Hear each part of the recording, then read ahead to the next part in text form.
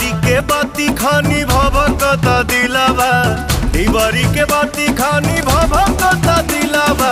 ओढ़नी के हवा से बुता दे बुका, ओढ़नी के हवा से बुता दे बुका।